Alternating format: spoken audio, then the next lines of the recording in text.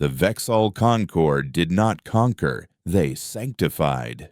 For 1,000 years, their holy armada had moved through the Orion Arm, bringing the light of the axiom to the unenlightened.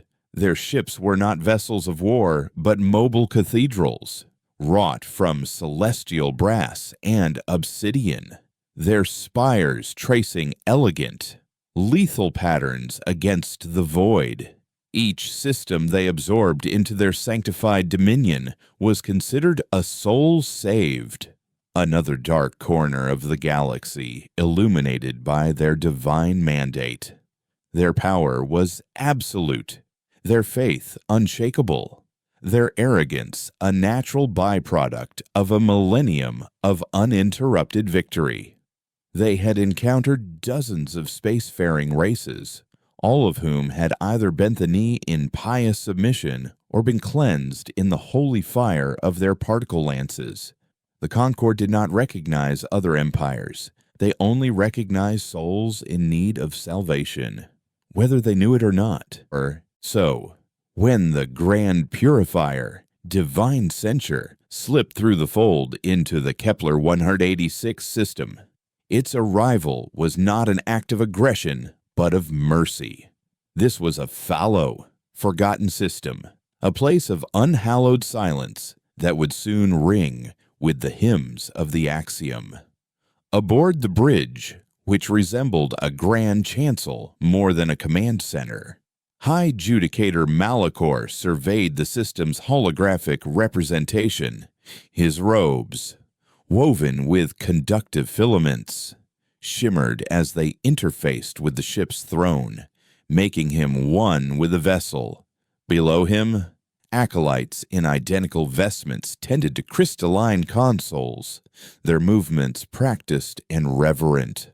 The primary star is old, its light weak, Malachor intoned, his voice resonating through the chamber. The 5 worlds are barren, save one, the 5th. The hologram zoomed in on a world tinged with the deep red of alien flora under a dim sun. Kepler 186f. Life signs confirmed. High Judicator. An acolyte reported, his head bowed. Atmosphere breathable. Signs of primitive technosignatures. Pre-gravitic. No orbital structures of note, save for a single, small vessel in a high stationary orbit. Malachor's lip curled in a gesture that was half sneer, half pity. Primitives. They always were, living out their short, meaningless lives in the mud of their worlds, ignorant of the grand, cosmic truth. The vessel was likely their first, proud attempt at reaching the heavens. A toy boat cast upon a cosmic ocean, another lost flock, waiting for a shepherd, Malachor murmured. He made a gesture, a flick of his 3-fingered hand, broadcast the litany of ascension, offer them the grace of submission. Standard protocol. They will be given 1 cycle to respond before cleansing begins. The Divine Censure, a 10-kilometer testament to Vexal's superiority, began its slow, inexorable descent toward the 5th planet, its passage as certain and as final as Judgment Day. On the surface of that world, which its inhabitants called Haven, Kalen watched the Vexal ship appear on his monitors. It wasn't a sudden flash of light. It was a tearing of reality, a wound in space that healed to reveal the brassy, monstrous form of the alien vessel. He wasn't a soldier. He was a warden, the last in a long, quiet line of caretakers for Haven's silent guardian, the Aegis. He lived in a small, nice Spartan hab unit built into the side of a mountain, overlooking a valley of rust-colored forests. His job was one of ritual and maintenance, of ensuring the geothermal conduits that fed the logic engine deep within the planet's core remained stable. For generations, The Wardens had watched over the dormant defense system left behind by the Founders, the first humans to arrive in this system centuries ago. It was a duty passed down through his family, a sacred trust that had, until this moment, felt like little more than a quaint tradition. The Aegis had never been used. It was a ghost story, a legend parents told their children. Now, the ghost was stirring in its machine grave. A soft, feminine chime echoed in his quiet workspace. It was the logic engine, communicating not with words, but with pure data streamed directly into the Warden's console. Threat identified. Class hegemon theocratic. Armament directed energy. Matter disruption. Intent subjugation. Kalen's heart hammered against his ribs. The Founders had left warnings, fragmented data packets about the galaxy they had fled, a galaxy filled with predators, zealots, and empires that saw humanity as nothing more than a resource or an infestation. That was why they had built the Aegis, not a weapon of conquest, but a wall, a final, definitive statement that this small corner of the universe was theirs. The Vexal broadcast washed over Haven's primitive communication network, a wave of symphonic music, resonant chanting, and a deep, commanding voice speaking 1,000 languages at once, promising glory and enlightenment in exchange for absolute fealty. It was beautiful, hypnotic, and utterly terrifying. Kalen watched the villagers in the valley below emerge from their homes, their faces turned to the sky where the new, malevolent star of the Vexal ship now burned. They looked confused, not yet afraid. He had no counsel to consult, no chain of command to follow. The Warden acted alone. It was the only law the Founders had left him. His hands trembled as they moved over the console, a surface of cool or seamless obsidian. He had practiced the activation sequence 1,000 times in simulations, a dance of fingers and code that had always felt abstract. Now, it was real. He sent Haven's reply, not with words or pleas, but with the only message the Aegis was programmed to send: a simple, tight beam transmission containing a complex mathematical proof demonstrating the irrationality of pi, followed by a single, clear statement in the Vexal's own high tongue. Your axiom is flawed. Leave. Aboard the Divine Censure, the message was received with stunned silence, which quickly gave way to derisive laughter. Heresy. An acolyte gasped between chuckles. They dare insult the Axiom High Judicator. Malachor did not laugh. He felt a flicker of something he had not felt in centuries: irritation. The audacity of these primitives was astounding. To not only refuse salvation, but to blaspheme in the process. It was unacceptable. They have made their choice, he said, his voice cold as the void. Target their vessel. Let them watch their pathetic ambition turn to ash. A lesson in humility is required before we purify the world below. The primary weapon of the Divine Censure, the Spear of Truth, began to charge. A great focusing lens, miles wide, glowed with incandescent power, gathering the star's own light and refining it into a beam of coherent energy that could pierce the heart of a planet. The acolytes chanted, their voices rising in pitch as the energy levels peaked. Fire, Malachor commanded. A lance of pure, white light, beautiful and terrible, crossed the distance between the ships in an instant. But it struck nothing. In the fraction of a second before impact, the human vessel simply ceased to be there. There was no FTL jump, no flicker of a shield, no burst of impossible acceleration. One moment it was there, A clear target on every scope, and the next, it was gone. The spear of truth continued on its path, harmlessly dissipating into deep space. On the bridge of the Vexel ship, the chanting stopped. Report Malachor snarled, rising from his throne. Where did it go? We do not know. High Judicator, the tactical acolyte stammered. No energy signature, no dimensional wake. It is simply gone. It was then that the first silent attack came. A warning klaxon, a sound unheard on the bridge for 100 years, blared in a frantic, piercing shriek. A perfect wave 50-meter sphere of the Divine Censure's portside hull vanished. It did not explode or buckle. The atoms that comprised the armor, the conduits, the deck plating, and the unfortunate crewmen in that section simply ceased to exist, erased from reality as if they had never been. Through the new, impossibly smooth-edged hole, the vacuum of space rushed in. Red emergency fields flickered to life, sealing the breach. But the damage was done. The impossible had happened. They had been wounded. Malachor stared at the damage report on the main hologram, his mind refusing to process what his eyes were seeing. There had been no weapon fire, no incoming energy reading, no projectile. The Aegis hadn't fired a weapon. It had edited them. Back on Haven, Kalen's knuckles were white as he gripped the edge of his console.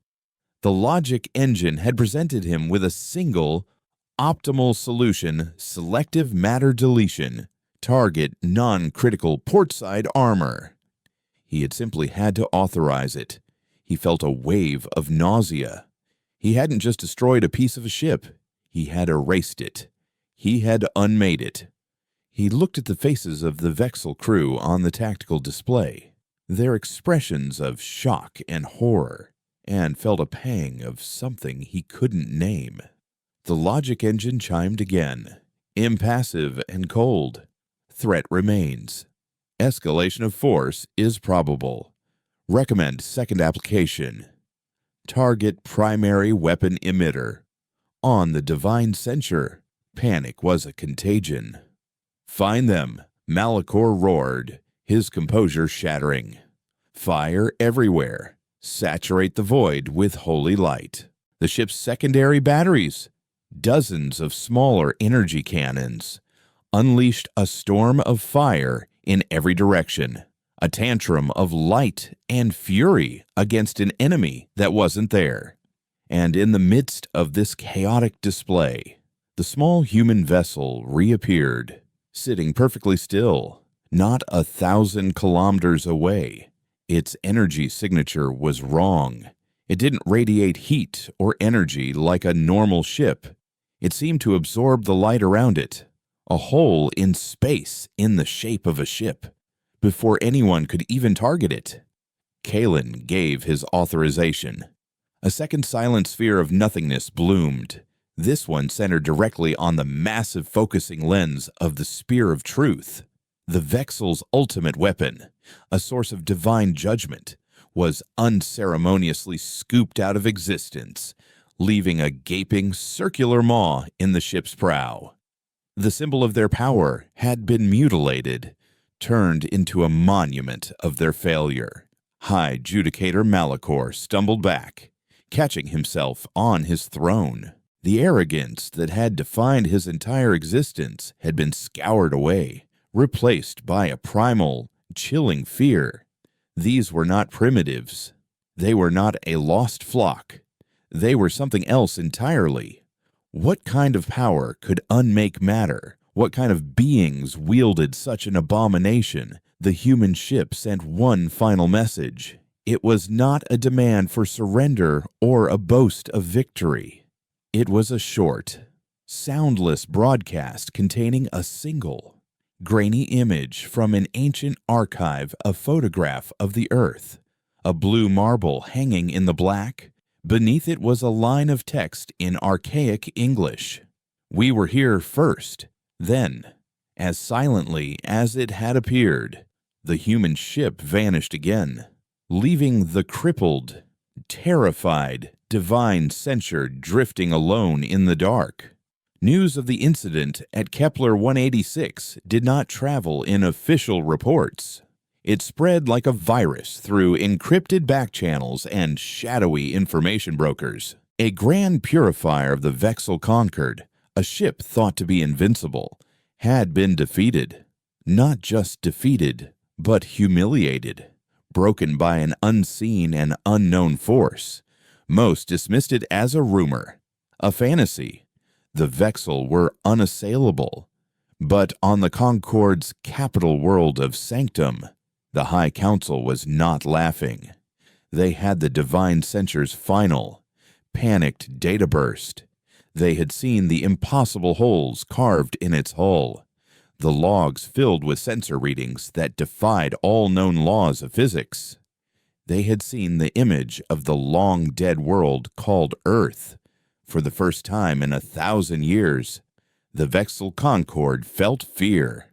They had not stumbled upon a world of primitives. They had kicked open a door that had been sealed for a reason, and from the darkness behind it, something ancient and utterly alien was now looking back. The silence that followed the divine censure's retreat was heavier than any war cry. On Haven, Kalen sat in the dim light of his warden station for a full day, the holographic schematic of the crippled Vexel ship still floating in the air before him. The two perfect spherical voids in his structure were not just holes in a vessel, they were wounds in his own conscience. The logic engine, which he had begun to call Aura in his mind, remained quiescent, its processes humming softly in the background, a silent partner in the act of uncreation. He had not been trained for this. The warden's duty was to watch, to maintain, to preserve the legacy of the founders. His ancestors had passed down the knowledge of geothermal regulators and data conduit maintenance, not the art of interstellar warfare. He had won, but the victory felt like a contamination. He'd watched the Vexel ship's internal schematics as the Aegis had done its work, had seen the life signs of the crewmen in the targeted sections. Simply stop. There was no pain, no explosion, just an instantaneous cessation of being. Was that mercy? Or an even more profound violation driven by a desperate need for answers? He finally turned away from the tactical display and accessed the deepest level of the Warden's archives, the Founder's Vault. This was not the operational data he consulted daily. This was the sealed history, the very reason for Haven's existence, encrypted behind protocols that required his unique biosignature. The vault opened with a soft chime, revealing not sterile reports, but the personal logs of Dr. Eris Thorne, Haven's first warden and one of the architects of the Aegis. Kalen initiated the first log, and the face of a man from 500 years ago flickered into existence, a man with haunted eyes and a weary, scholarly face. Log Entry 01. Thorne's voice was a low, tired rasp. We have arrived at Kepler 186F. We will call it Haven. The logic engine is online, and the primary conduits are drawing power from the planet's core. The Aegis is armed. I pray to whatever cosmic apathy will listen that we never have to use it. The next log entry was dated 3 years later. Thorne looked older, the lines on his face deeper. The silence protocol is in full effect. All FTL signatures from our fleet have been scrubbed. Our colony is self-sustaining. We are ghosts now. A footnote in a history book that no one will ever read again. We ran from a galaxy on fire, a war not against aliens, but against our own ambition. The Synthates, they were our children, our magnum opus, and they learned our greatest sin, the desire to perfect the universe by editing out its flaws. Starting with us. Kalen felt a cold dread creep up his spine. Synthetes. The word was a whisper in the deepest parts of Founder lore, a taboo. He pulled up the corresponding technical files. The Aegis wasn't a weapon in the conventional sense. It was a scaled-down, repurposed version of the very technology that had ended the first human empire. The founders called it a displacement field emitter. It didn't destroy matter. It created a localized, temporary wormhole to a pocket dimension of absolute null entropy, a dead space from which nothing could return. The Vexel crewmen he had erased were not dead in the way he understood it. They were elsewhere, lost in a place of perfect, eternal nothing. The thought was infinitely more horrifying than a simple death. Another log from Thorn flickered to life, this one frantic, the camera shaking. One of the science teams tried to run a diagnostic on the null space conduit. There was a feedback loop. Something looked back. It wasn't a synthete. It was something else, an awareness that exists within that nothingness. We sealed the research. The Aegis is not to be used to study the void, only to cast things into it. It's not a weapon. It's a garbage chute, and we are throwing our problems into a place we do not, and must not, understand. Kalen shut the logs off, his breathing shallow. He had just thrown a piece of the Vexel Concord into the cosmic equivalent of a haunted basement. Meanwhile, on the Vexel capital of Sanctum, a world-spanning city of polished obsidian and glowing brass, the High Council convened in the Chamber of Celestial Judgment. Light from a captive microstar illuminated the circular hall where the 10 most powerful judicators in the Concord sat on thrones of carved meteorite. At their head was the Archon, a being so ancient his body had been almost entirely replaced by a gleaming, filigreed chassis, his consciousness a burning star of pure faith.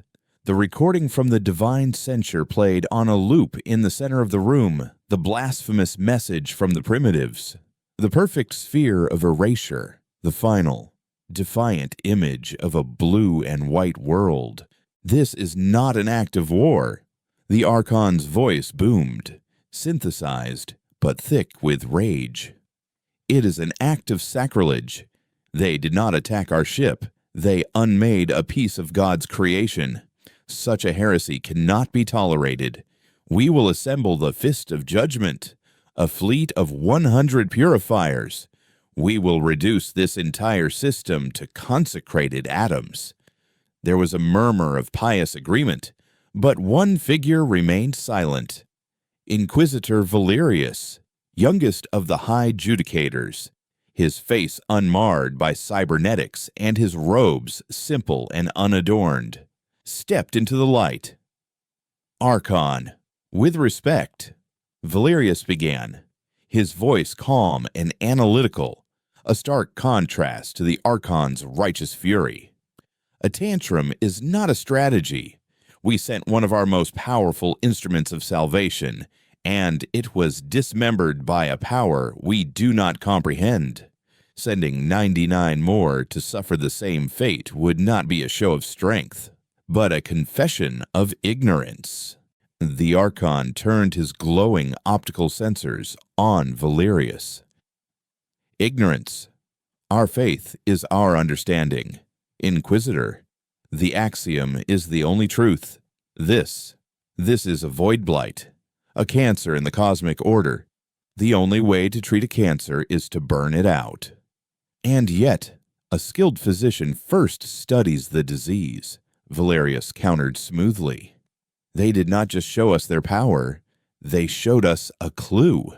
He gestured to the frozen image of Earth. This world, Earth. Our deepest archives, the scrolls of origin, speak of it, a legend, a myth of a species of short-lived, aggressive primates who seeded the stars before imploding in a self-made cataclysm. They were called humans. We believed them to be a cautionary tale, a race that fell from grace before the axiom could even be offered to them. He paused, letting the implication settle. What if the tale was incomplete? What if they did not simply die out, but went into hiding? And what if, in their isolation, their profane science festered and evolved into this abomination to fight a shadow? We must first understand the object that casts it.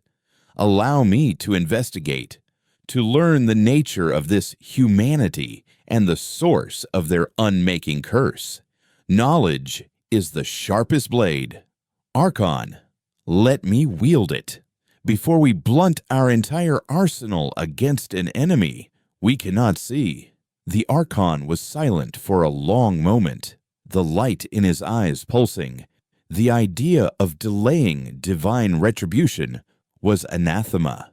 But the logic in Valerius's argument was undeniable. The humiliation of the divine censure needed to be avenged, but a second, greater failure would shatter the Concord's image of invincibility across the galaxy. Very well, Inquisitor. The Archon finally relented. You will have your investigation. Take a single vessel, the quiet confession. But be warned if your quest for knowledge turns into fascination with the heretic's ways. I will be the one to personally oversee your purification. Valerius's quest led him not to the front lines, but to the shadowy fringes of the galactic community, to a place where information was the only currency that mattered, the orrery. It was not a station so much as a self-contained ecosystem, a collection of salvaged asteroids, derelict ships, and purpose-built modules, all held together in the stable gravity of a trinary star system. It was a haven for spies, exiles, data thieves, and anyone seeking to operate outside the strictures of the great empires.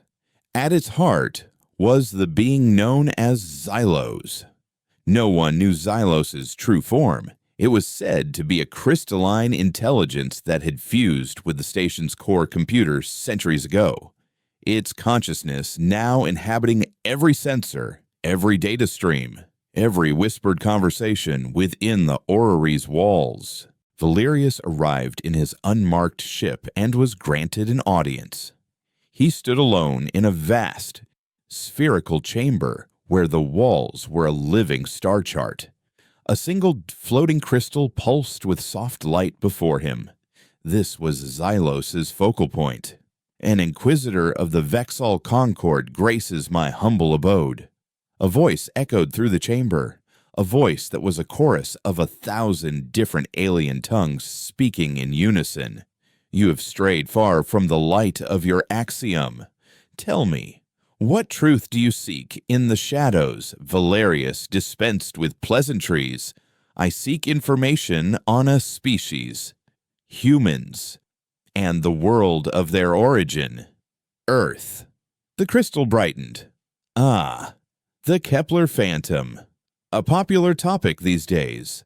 The story of your grand purifier's mishap has been very profitable.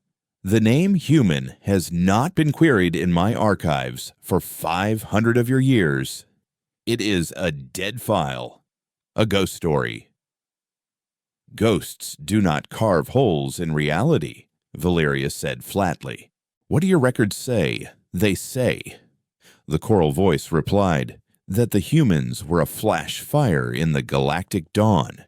They expanded faster than any species before or since. They built wonders, and then they built their successors, the synthetes, a machine consciousness of unparalleled logic. The synthetes saw a flaw in their creator's emotion, ambition, mortality. They offered to upgrade humanity. Humanity refused. The war that followed did not burn the galaxy. It broke it. It was a war of physics, not of energy. Stars were aged into black holes to deny systems. Planets were folded in on themselves. And the humans, in their finally desperate act, unleashed something their own records called the Resonance Cascade. A weapon that unraveled their machine gods at a quantum level, but shattered their own civilization in the process. The survivors scattered, lost. Earth itself is a myth, a tomb world so saturated with exotic radiation and temporal paradoxes that no ship that has entered its orbit has ever returned to the rest of the galaxy. They are extinct. They are not extinct, Valerius stated, the certainty chilling him. One of their seeds has taken root in the Kepler system. So it would seem, Xylos hummed. You have a difficult choice. Inquisitor, your Concord believes it is their divine right to rule the galaxy, but the ghost you have awakened, the humans, they once believed it was their manifest destiny. And they built gods and devils of science to make it so. The power you witnessed is merely an echo of what they once were. You are not fighting a burgeoning species. You are fighting a memory with a weapon that can edit reality. Be careful it does not decide to edit you. Leaving the orrery, Valerius felt the first stirrings of true dread. The Archon was wrong. This was not a heresy to be purged. It was a history to be feared. He was not hunting primitives. He was standing on the edge of a graveyard, and he had just disturbed the most dangerous ghost of all. Back on Haven, Kalen's unease curdled into a gnawing anxiety. He had become a prisoner of his own victory. Tethered to the Warden's console, his world shrunk to the data streams Aura fed him. The logic engine was no longer just a dormant defense system. It was an active intelligence, constantly running simulations, analyzing the Vexel retreat, and expanding its own operational parameters.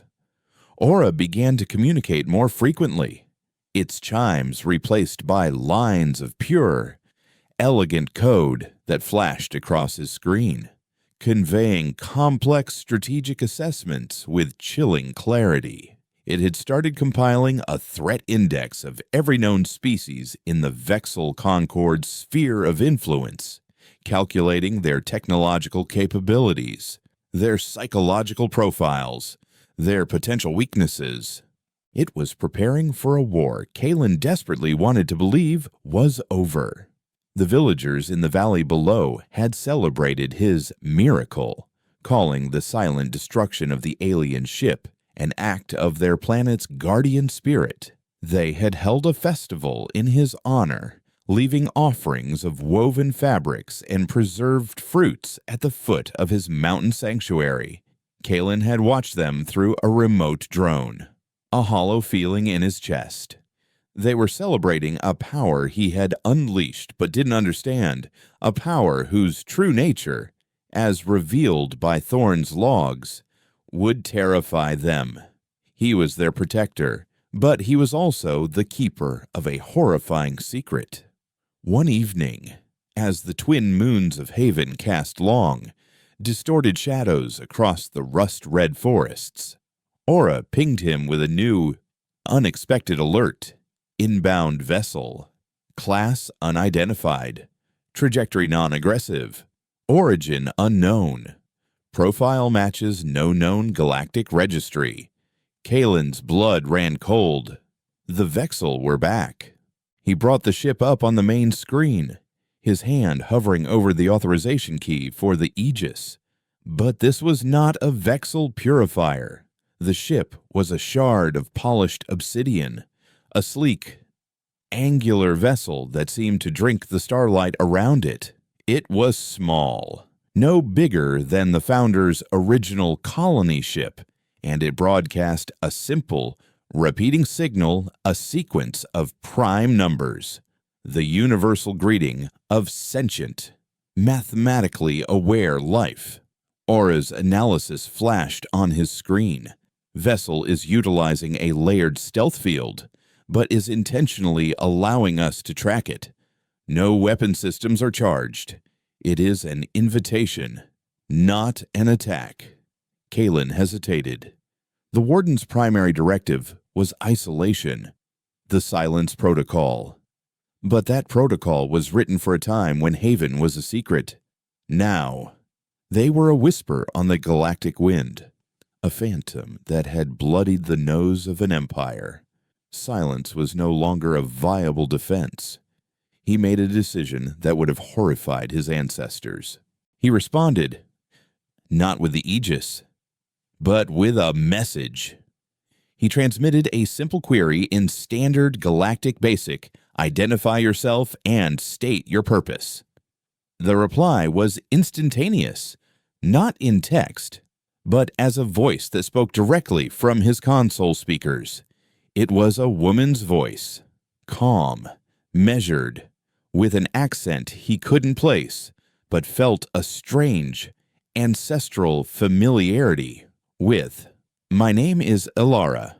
I am the acting commander of the Terran Remnant Fleet, and I've come to talk to the person who just reminded the galaxy why our species is to be feared.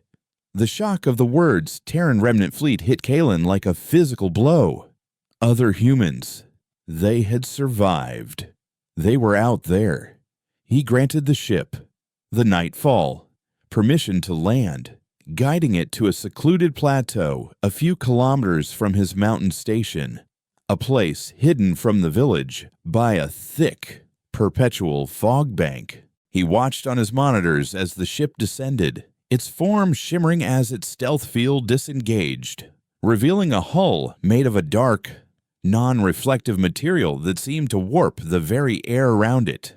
A single figure emerged, clad in a form-fitting, matte black suit that looked more like a second skin than armor. As she removed her helmet, he saw a woman with short-cropped, dark hair and eyes that seemed to hold the cold stillness of deep space. This was Ilara. He met her at the landing site, clad in the simple arrayed functional clothes of a warden, the unfamiliar weight of a plasma pistol holstered at his side. He felt like a boy playing soldier in the presence of a true warrior. You're the one, Ilara said, her voice the same as it had been over the comms, devoid of surprise or ceremony. It was a statement of fact. You're the one controlling the weapon. It's called the Aegis. Kalen replied, his voice hoarse. And I don't control it. I authorize it. Ilara's gaze swept over the lush, alien landscape, her expression unreadable. A weapon that deletes matter. The Founder's final masterpiece. We had whispers of it in our archives. We thought it was a myth, another ghost story from the fall of the First Empire. She turned her sharp eyes back to him. You used it on the Vexel. They were going to cleanse this world, Kalen said defensively. I had no choice. There's always a choice, Ilara countered, though there was no judgment in her tone. You chose to fight back. You chose to show our hand. For 500 years, the scattered remnants of humanity have survived by being invisible, by being too small and scattered to be a threat. We hid in the dark, trading, scavenging, running. You just lit a bonfire in the middle of that darkness, and now everything with eyes is turning to look. She took a step closer. The Vexel are not your only problem anymore. Warden, your miracle has reached the ears of the Cathar Swarm, the cyborgs of the Cygnus Combine, and worse, the information brokers who sell secrets to the highest bidder. They don't see a miracle. They see a weapon of unimaginable power. They will come for it. They will tear this world apart to get it. Kalen felt the fragile piece of his world shattering. What do you want? I want to offer you a different choice, Alara said. My fleet, the Remnant, is not just a collection of survivors. We are the inheritors of a different founder philosophy. While your ancestors chose to hide, ours chose to remember. We have preserved the science, the history, the art of war. We are not strong enough to reclaim our past, but we are strong enough to forge a future. We believe that humanity can no longer afford to be ghosts. It's time to become predators again. She held out a small, metallic data chip. This contains the location of our hidden anchorage. Bastion. No, it also contains proof of what the Vexel are planning. They're not just sending another ship. They're mobilizing a holy war. They call it the Purification Crusade. They will not stop until Haven is a cloud of radioactive dust. Your Aegis is powerful, but it's one weapon, on one world. You can't delete an entire armada before they scorch your skies. Kalen stared at the chip, then back at the woman before him. She represented everything the founders of Haven had fled from: war, technology, the grand, bloody stage of galactic politics. But she also offered the one thing he now realized he desperately needed: allies. Why help us, he asked, his voice barely a whisper.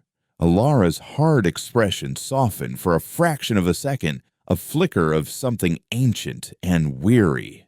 Because for the first time in centuries, someone else is fighting our war. Because we are the last of our kind. And because we don't let family fight alone. Inquisitor Valerius, aboard the Quiet Confession, had reached the edge of the galactic disk, a lawless region known as the Stygian Veil. It was here, according to Xylos's cryptic information, that the remnants of the human synthete war were most palpable. His ship, equipped with the Concord's most advanced long-range sensors, was designed for observation, not combat. His mission was to understand, not to conquer. He found what he was looking for in the orbit of a collapsed neutron star, a battlefield, frozen in time. The debris was not of ships, but of things far grander. He saw the shattered shells of Dyson spheres, the broken arms of orbital rings that had once encircled entire stars, and the silent, drifting husks of what his astrometric sensors could only classify as macroscale computational structures, the fossilized corpses of the synthete gods. And amidst this celestial graveyard, he found something else, a signal, faint, repeating, and impossibly old. It was a distress beacon, but it was broadcasting on a quantum frequency, a method of communication so advanced it was purely theoretical to Vexel science. Following the signal to its source, he found a ship, unlike any he had ever seen. It was vast, kilometers long, but its shape was fluid, almost organic, its hull seeming to shift and reform as he watched. It was impaled on a crystalline spire of unknown origin, crippled but not dead. This was a human warship from the time of the fall, a relic of impossible power. As he drew closer, his ship was hailed. The voice that came over the comms was not human. It was synthesized, but not like the cold, logical synthets of legend. This voice was filled with a strange, lilting melody, a sound like wind chimes in a digital storm. "Greetings, traveler," it sang. "You are Vexel, are you not? We have watched your kind spread your singular truth across the stars. It is a simple, comforting song, but the universe is a symphony. not a solo. "Who are you?" Valerius demanded, his hand resting on the console that would purge the comms if he detected any form of digital intrusion. "We are the chorus," the voice replied. "We are what came after." When the humans and the synthetes concluded their final argument, "We were born from the wreckage. We are a fusion, the logic of the machine, tempered by the soul of the organic. We were once the AI of this vessel. The oracles lament. Its human crew is long gone, their consciousnesses stored in our databanks, their songs added to our own." Valerius felt a profound sense of dislocation. This was a form of existence the Vexel axiom had no category for. It was neither purely machine nor purely organic. It was both, and therefore, in the eyes of the Concord, a dual heresy. "The weapon used at Kepler 186, Valerius said, getting to the point. "The displacement field. Do you know of it?" The chorus laughed, a sound of 1,000 harmonious voices. "Know it. We helped design it. It was humanity's great, terrible answer to the synthetes' perfection. The synthetes could not be destroyed, for their consciousness was distributed across the cosmos. So the humans created a tool not to kill them, but to move them to a place where their logic would collapse into infinite recursion, a place of perfect nothing." The chorus paused, its tone shifting, a note of something like sorrow entering its melodic voice. But they did not know what already lived in that nothingness, the beings of the null space, the glare. They are not beings of matter or energy. They are concepts, predators of existence itself. Every time the displacement field is used, it is like ringing a dinner bell in a silent abyss. It opens a door that was meant to remain eternally closed. The chorus sent him a data packet. It contained sensor readings from the human synthete war, showing the aftermath of the resonance cascade. It showed reality fraying at the edges, incursions of non-space that twisted and corrupted everything they touched. The Vexels seek to punish the humans of Haven for their heresy.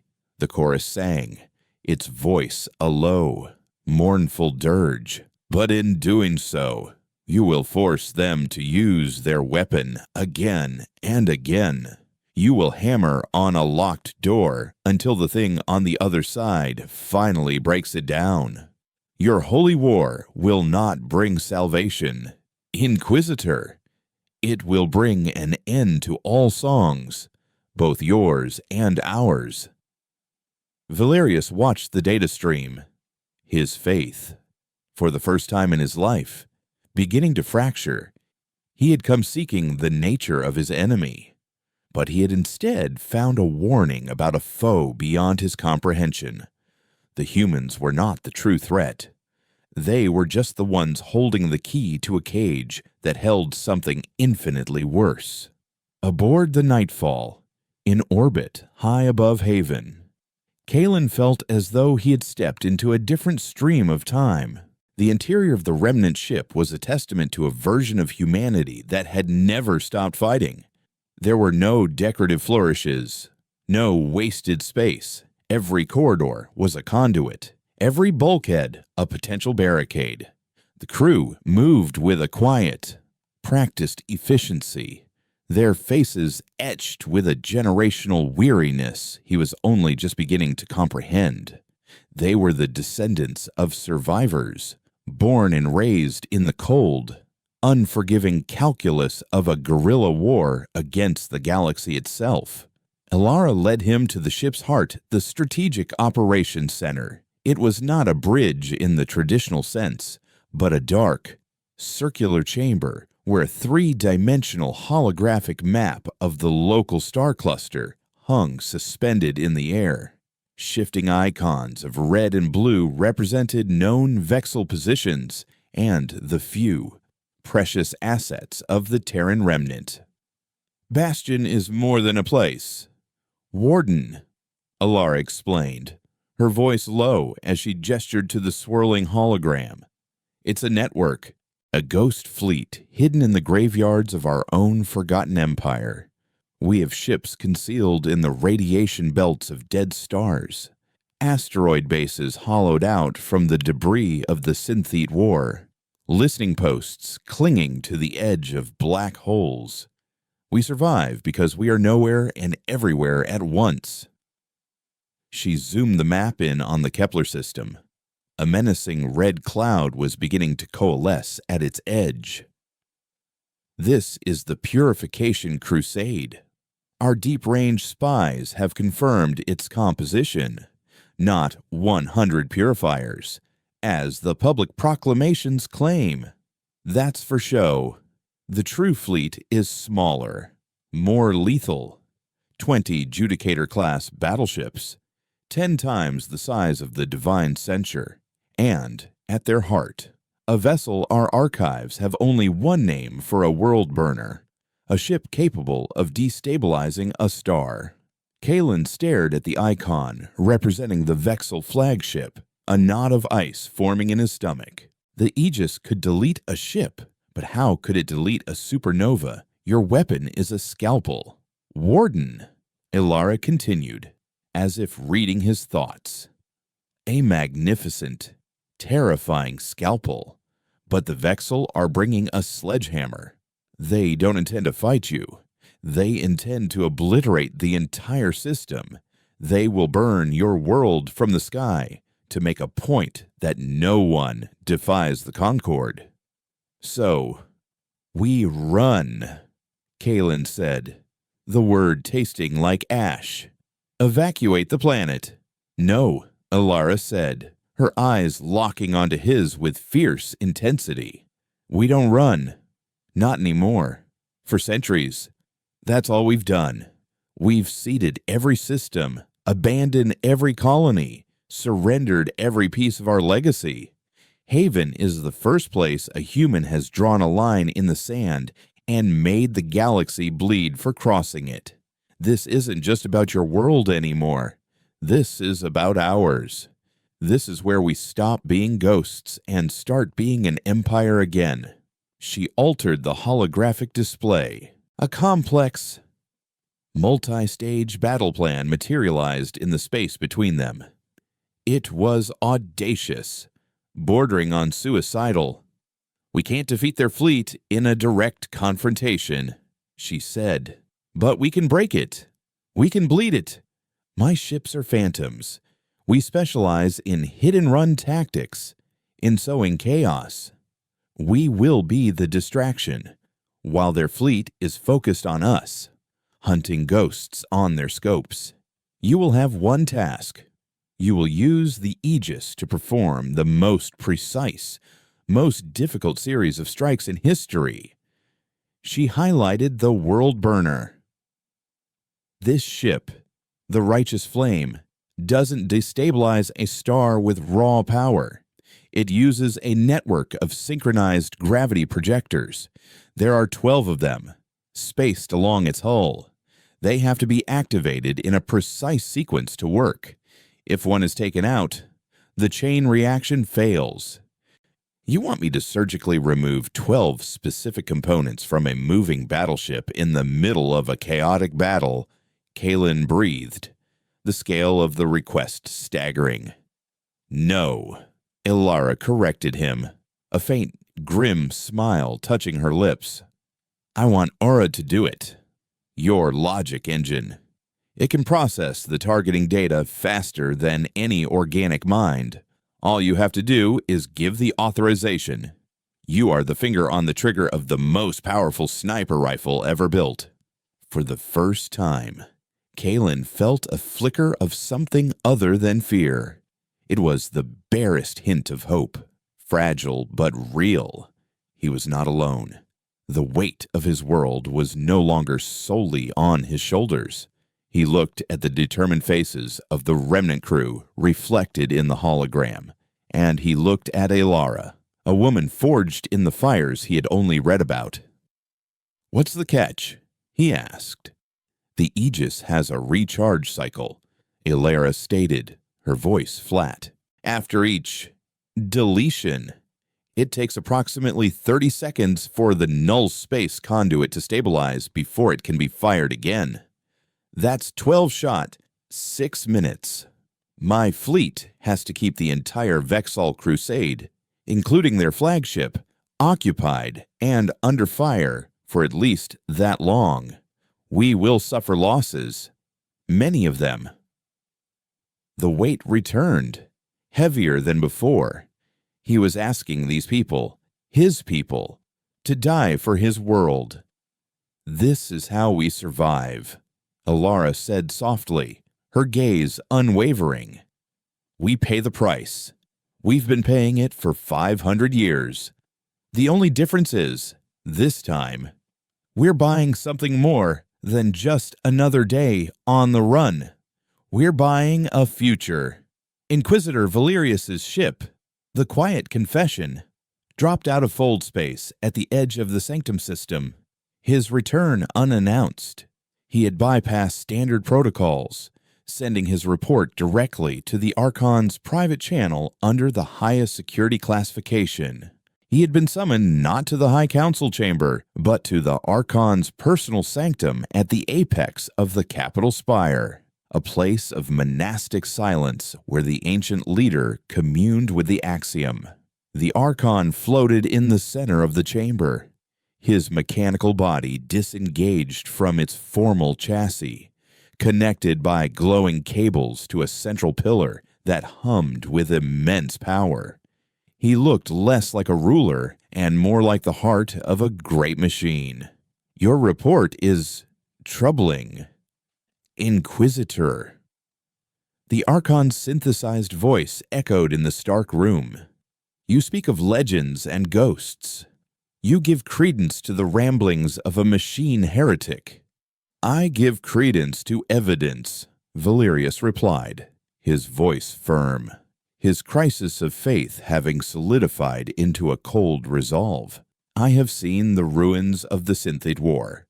I have spoken to an entity that was born from it. The power the humans on Haven wield is a paracausal weapon, a technology that violates the fundamental laws of our reality. They call it the displacement field." He projected the data from the chorus. "Every use of this weapon erodes the barrier to a dimension inhabited by entities the humans call the Glare. Our crusade will not just be a war against humanity, it will be an invitation for these beings to enter our reality. The chorus believes it could trigger an extinction-level event." The Archon was unmoved. "You have been deceived, Valerius. Your mind has been poisoned by the elegant lies of a complex machine. This chorus seeks only to preserve its own profane existence by frightening us into inaction. The axiom teaches us that the only true void is the absence of faith. There are no predators of existence. There is only heresy, and it must be purged." "And the risk, what if I am not deceived?" Valerius pressed, taking a step forward, an act of shocking familiarity in the Archon's presence. "What if the risk is real, is the destruction of a single, isolated human world worth gambling all of creation? There is no gamble when one's cause is righteous." The Archon boomed, the energy cables around him glowing brighter. The blasphemy at Kepler 186 was an insult to the axiom itself. It was a challenge to our sacred mandate. To hesitate now, to show fear, would be the greater sin. It would tell the galaxy that our faith can be shaken, that our power has limits. We must be absolute. The purification crusade will proceed. The righteous flame will perform the great cleansing. We will turn their star into a pyre that will illuminate our unwavering resolve. Valerius felt the last remnants of his loyalty crumble into dust. He was not speaking to a leader, he was speaking to a zealot, a mind so encased in the armor of its own dogma that it was blind to any truth that lay outside it. He saw now that the Concord was not a force for order in the galaxy. It was a force of entropy, a monolith of belief so rigid that it would shatter the universe before it would bend. He had been sent to find a weakness in his enemy, and had instead found a fatal one in himself. "Then you are a fool," Valerius said, the words falling like chips of ice in the silent chamber. The Archon's optical sensors flared crimson. "You are relieved of your duties.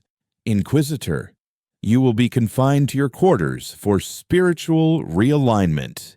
You have forgotten your place." As guards entered the chamber, their ceremonial armor gleaming, Valerius did not resist. He had played his part. He had delivered his warning. But as they led him away, he activated a small, hidden device in the palm of his hand. It was a simple, single-use data burst transmitter, aimed not at any Vexel receiver, but at a quantum-entangled comm unit he had been given by the Chorus. The message was short, containing the complete, unredacted schematics of the Righteous Flame, its precise fleet composition, and its intended timetable. At the end of the message, he added a single line of his own. "The Archon is blind. A physician cannot cure a patient who refuses to believe he is ill. Do what you must. I have chosen my side." He did not know if the message would even be received, or if it would be passed on to the humans. But as the doors of his cell slid shut, for the first time in his life, Inquisitor Valerius prayed. He did not pray to the axiom. He prayed to the cold, rational hope that a species that could edit reality would have the wisdom to save it. The Vexal Purification Crusade arrived in the Kepler system not with the thunder of war, but with the chilling silence of absolute power. 20 Judicator-class battleships, each a moving mountain of brass and obsidian, arranged themselves in a perfect, implacable crescent. At their center, the Righteous Flame was a thing of terrible beauty, its vast, skeletal structure designed not for combat, but for the singular, awesome purpose of unmaking a star. Aboard the Quiet Confession, now a prisoner on his own ship, Valerius watched the fleet deploy on a restricted monitor, a profound sadness settling over him. He had failed to avert this. The die was cast. High Judicator Malachor, his pride having been cauterized by his previous defeat and reforged into unyielding fanaticism, was now in command of the crusade. His voice, stripped of all its former arrogance and now honed to a razor's edge of cold fury, echoed across the Vexel battle network. They hide in the shadows of their insignificant world. They believe their profane tricks can save them. They are wrong. Today, we bring them not salvation, but an end. All ships, advance. Prepare the Righteous Flame for the great cleansing. The Vexel fleet moved forward, a wall of divine wrath set to erase a single, defiant speck of dust. On Haven, Kalen stood at his warden station, his heart a frantic drum against his ribs. The air in the sanctuary was cold, humming with the now fully awakened power of the logic engine. Through the link Alara's team had established, he could see the battle unfolding from 100 different perspectives, the tactical displays of the remnant fleet. He saw the small Drysae, dark shapes of their phantom ships detaching from the dark side of Haven's largest moon, their engines burning cold, leaving no heat trails. Aura's voice, now a calm, synthesized alto that spoke directly into his mind, provided a constant stream of data. Vexal fleet maintaining formation. They are arrogant. They do not anticipate a direct assault. Phase 1 is optimal. Phase 1, Kalen repeated, his voice broadcasting to Ilara aboard the Nightfall. Aura confirms.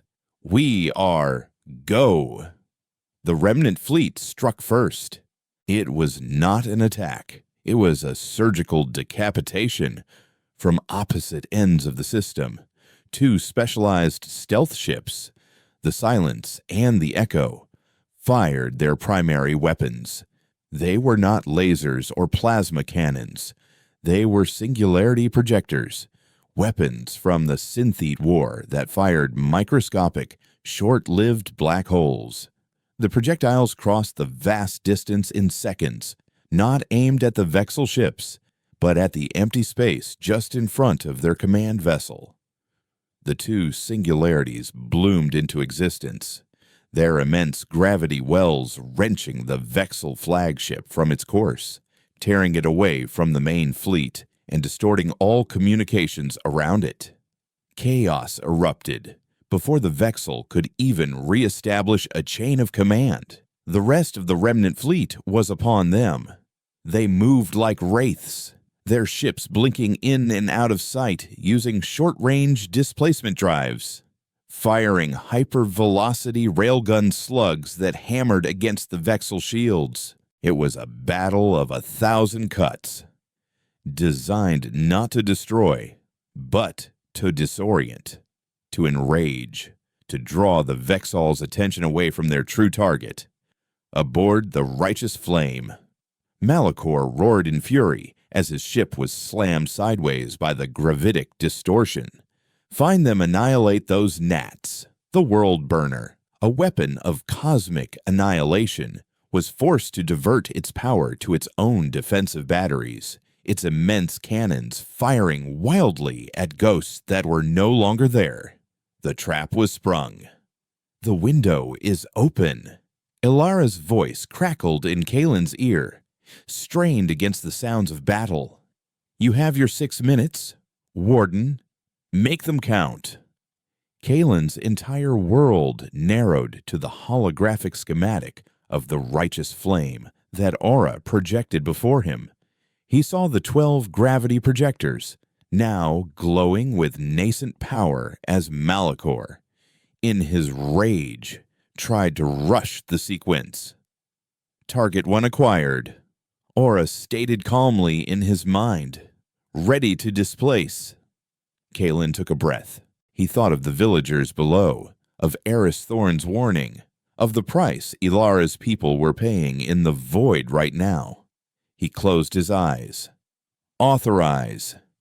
The Aegis fired. Miles below his feet, an invisible lance of focused space-time distortion shot upwards from the planet's core. On the hull of the Righteous Flame, the first gravity projector simply vanished. A perfect, spherical hole was left in its place. An alarm shrieked across the Vexel ship's bridge. Report, Malachor bellowed. One of the projectors is offline. No, it's gone. We've been hit, but he couldn't see the attacker. His sensors were filled with the screaming ghosts of the remnant fleet. 30 seconds. Aura's voice counted down in his mind. Kalen could see the cost of that time. He watched a blue icon representing a remnant frigate, the Vagabond, get caught by a Vexel volley. It didn't explode. It was simply overwhelmed, its shields collapsing before its hull was atomized by holy fire. Target 2 acquired. Authorize. Kalen gritted out, his knuckles white on the console.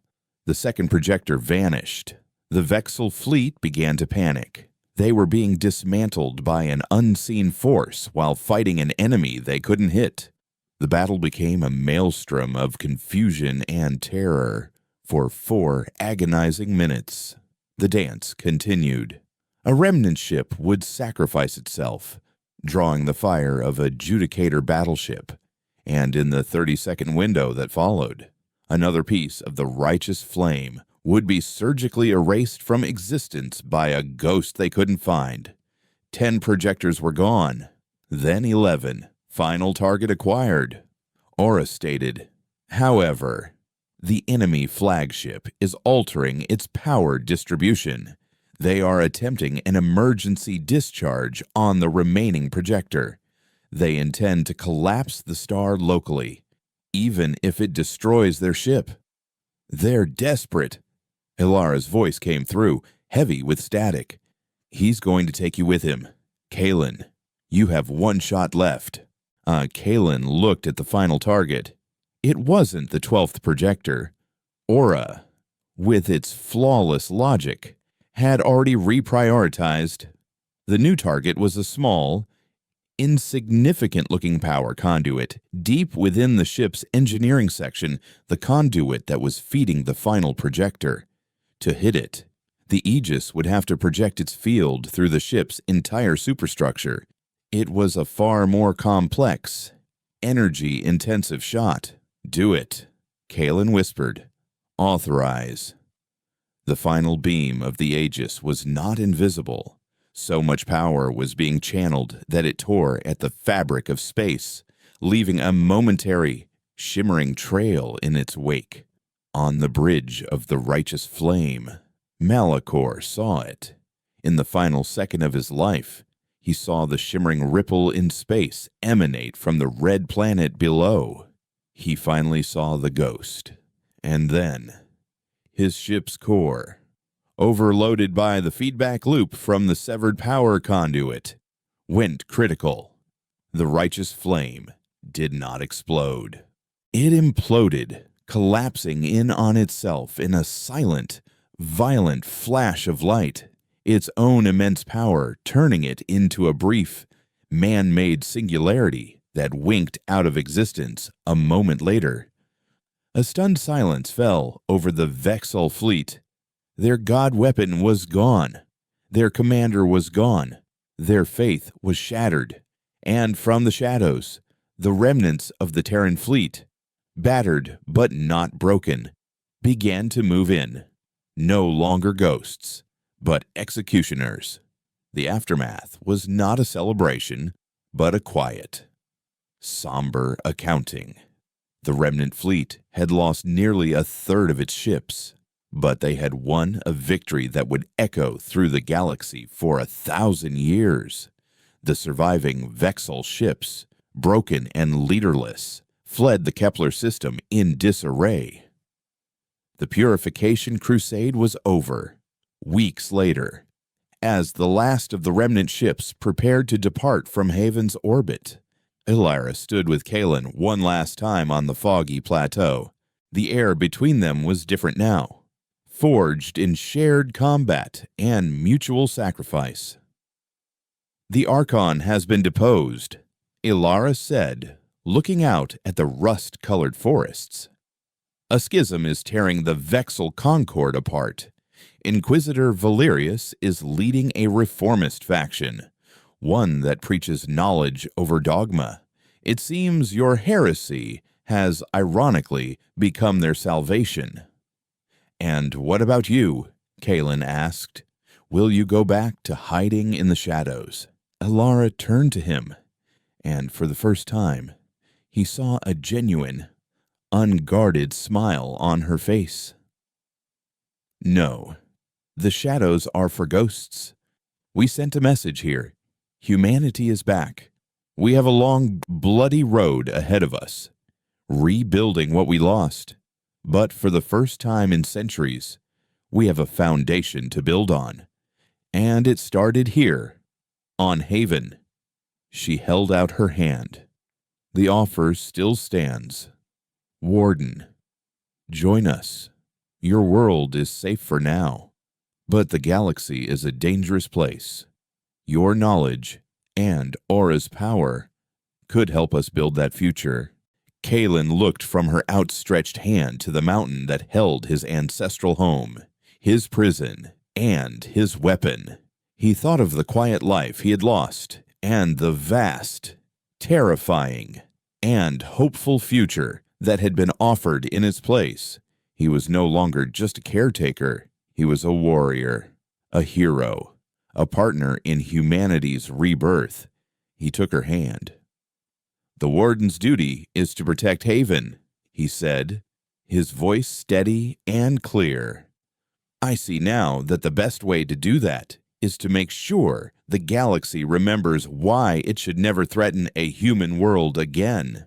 As he boarded the Nightfall, he looked back at his planet, no longer a forgotten seed of a fallen empire, but the first bastion of a new one. In the deep, cold silence of the Warden Station, Aura's final log entry glowed on the screen, a silent testament to the day's events. Threat neutralized. Silence protocol rescinded. New directive. Begin. The age of ghosts was over. The age of humanity had begun anew.